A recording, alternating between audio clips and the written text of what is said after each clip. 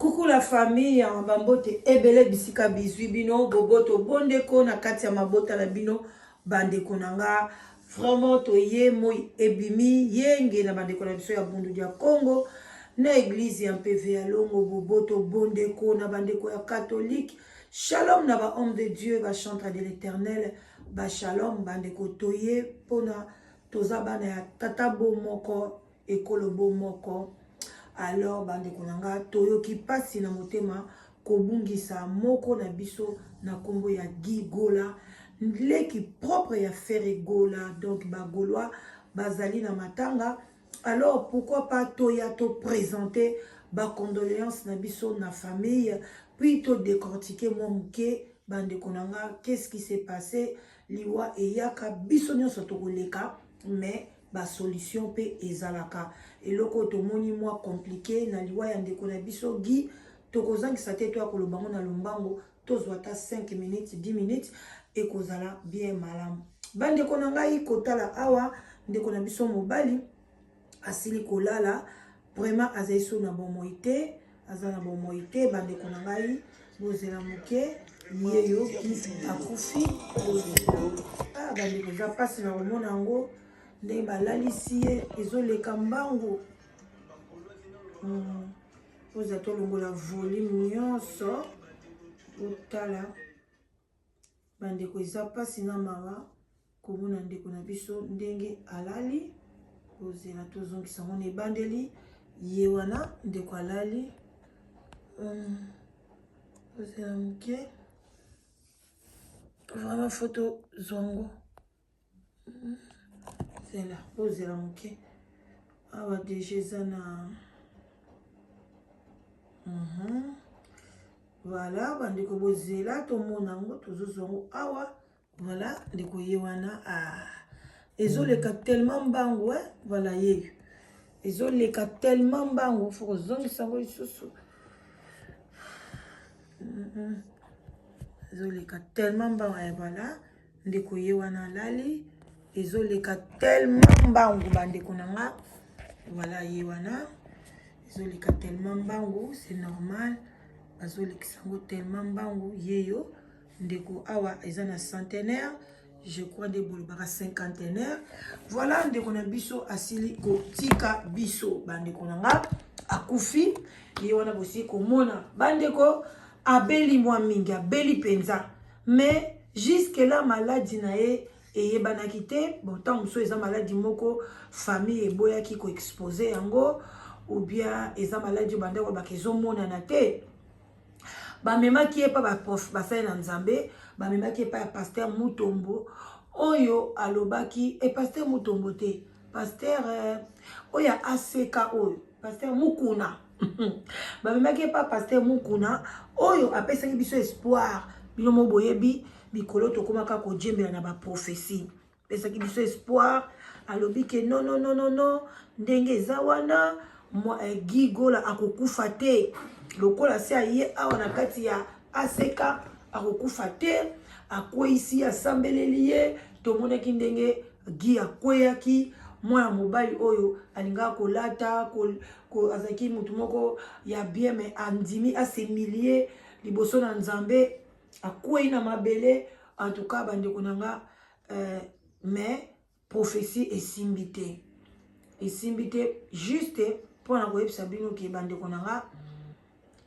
il faut d'abord yo moko zala na contact permanent na nzambe koyeba koluka nzambe yo moko kolinga te oluka nzambe batunde balukela yo otia espoir epa baprophète basi balobaki eke akokufa te donc totalelaka nzambe akobanda kobika malembe non ngai susi na ngai nalobaki comment nayokaka ke mama na bango azalaka na poto ndeko na ye Guy Gola pe aza pe na bafamille na ye pourquoi bakokaki kozwa ye te même si Europe ezalaki cher lem so visa poni bamemaki ata na Afrique du Sud te ou bien bamemie na Maroc bakende koyeba eloko nini ezokotungisa ye ou bien bayebaki déjà que non eza bisimbaki ou bien eloko nini boye pourquoi ba négligeaki ye pendant nga na ndeko mona comme si il était négligé vi rana bango vi kombo na ye gola il fallait tout yoka ba évacuer ye parce que tozoka kutu ba sans souci et pardon ba nani ba théâtre omona mama dima matindi bango na Afrique du Sud ba soigner bango comment mwana wa mobali ndeko na ye azokoka kolongola ye na mboka wana te atinda ye même bamusu bazokende ba Inde ba soin quand même même yaya na ye wana te gola te mais mama boti ye pe na yo kakazaka na poto ba négliger ki bongo pourquoi poni batika ki ye na hôpital kaka ya bakongo wana malade ezomona na te akomi kokende bakisa bokoko mabe akena ba prière mabe tina ndenge aye kokufa akufi na âge moko ya bomwana makasi en tout cas nayebi âge na ye te mais komona ye boye baza pe bato moko baza mwa mikuse ya nga mpo na nga na kolongola aza na moins de 40 ans mais bato mikuse pe ba âge na bango eyebaka te bamela âge bamela nzoto voilà mais en tout cas epesaki nga mawa ntango nayoki yango ya 1 heure du temps naye kodécouvrir yango na télévision ke ndeko na biso atiki biso yango nazosenga kaka na bandeko soki boza na possibilité loba boza nango te mais soki boza na possibilité il y a toujours ya longévité ya bato ekende molai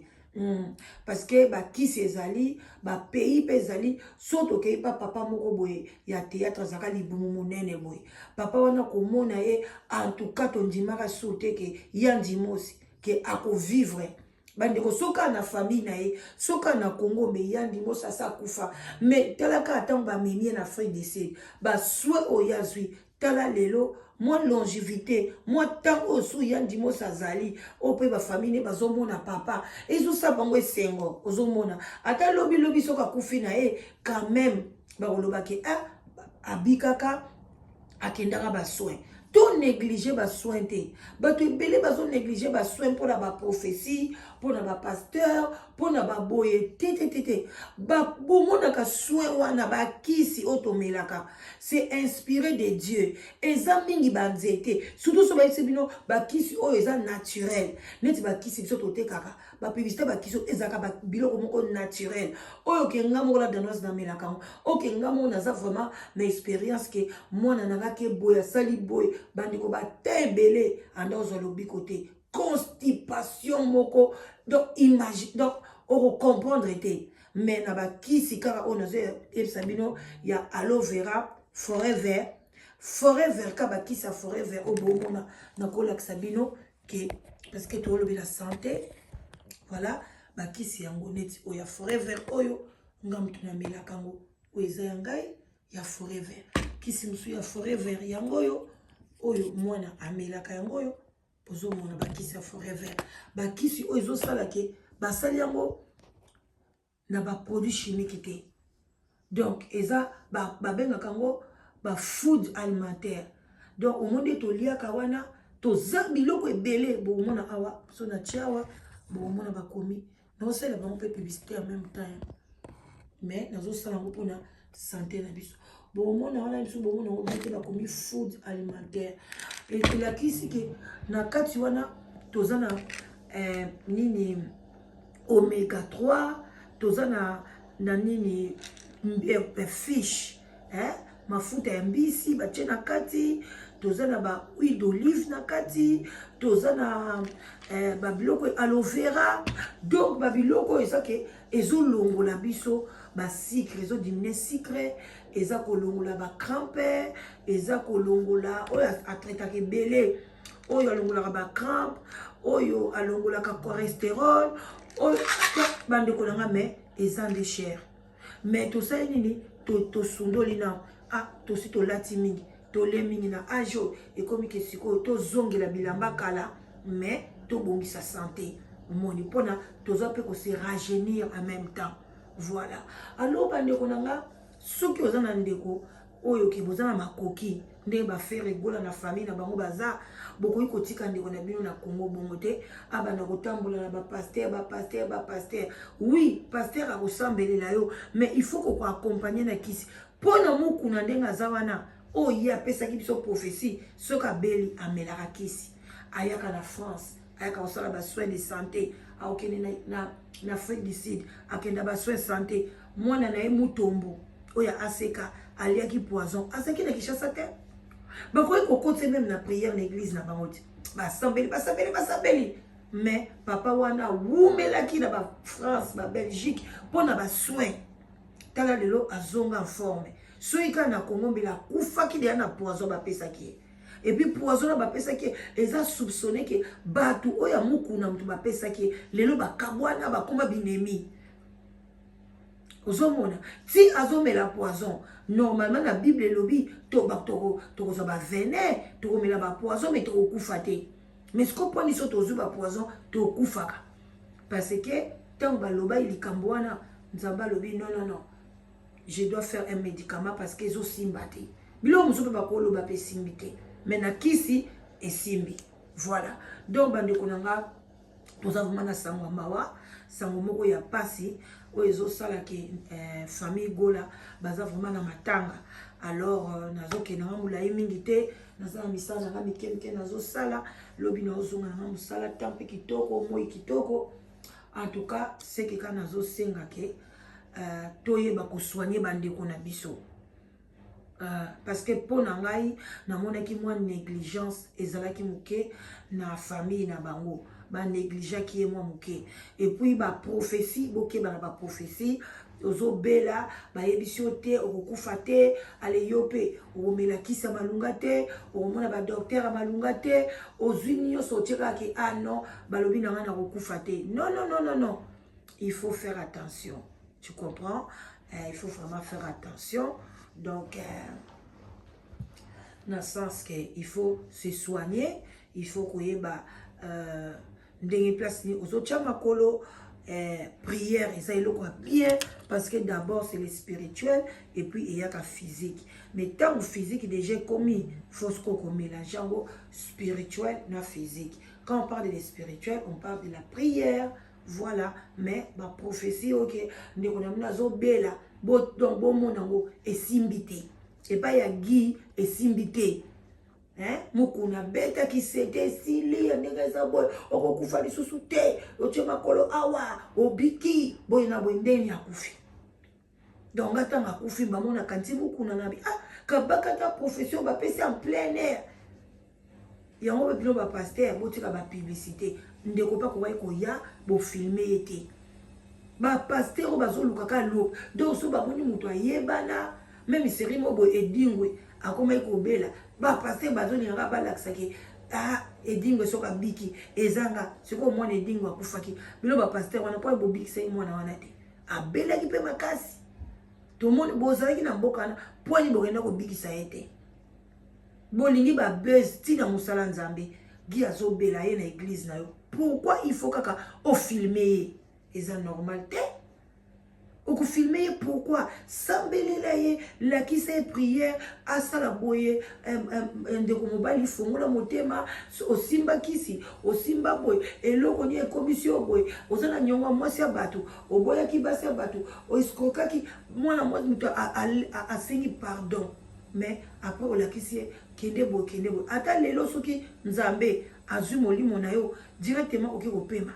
mais tozolinga kolakisa baninga losambo te tozolinga kolakisa baninga repentance te soki kaka moto aye otie liboko obiki nzambe aza na yo non bandeko nanga tosala bongo te